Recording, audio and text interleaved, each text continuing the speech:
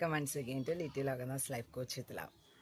പറയിപ്പറ്റ പന്തിരുകുലത്തിലെ ഒരാളാണ് നാറാണത്ത് ഭ്രാന്തൻ.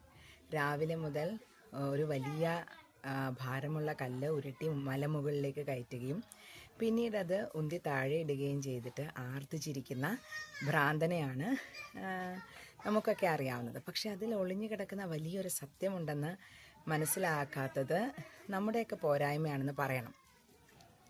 എന്താണ് അതിൻ്റെ അർത്ഥം? നമുക്കൊരു ആയുഷ്കാലം മുഴുവൻ വേണ്ടി വരും, വളരെ പ്രയാസങ്ങൾ നേരിടേണ്ടി വരും ഒരു ഉയർന്ന സ്ഥാനത്തെത്താൻ, നമ്മുടെ സ്വഭാവം കൊണ്ടും സ്വഭാവശുദ്ധി കൊണ്ടുമൊക്കെ. പക്ഷെ അതൊക്കെ ഇല്ലായ്മ ചെയ്യാൻ ഒരു നിമിഷം മതി, അത് താഴേക്ക് പതിക്കാൻ ഒരു നിമിഷം മതി.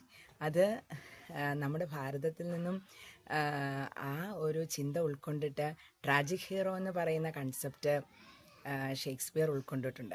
അതായത് ഒരു ഹീറോയുടെ പതനം അവൻ്റെ ഒരൊറ്റ സെക്കൻഡിൽ അവൻ്റെ ഒരു സ്വഭാവത്തിൻ്റെ പോരായ്മയാണ്.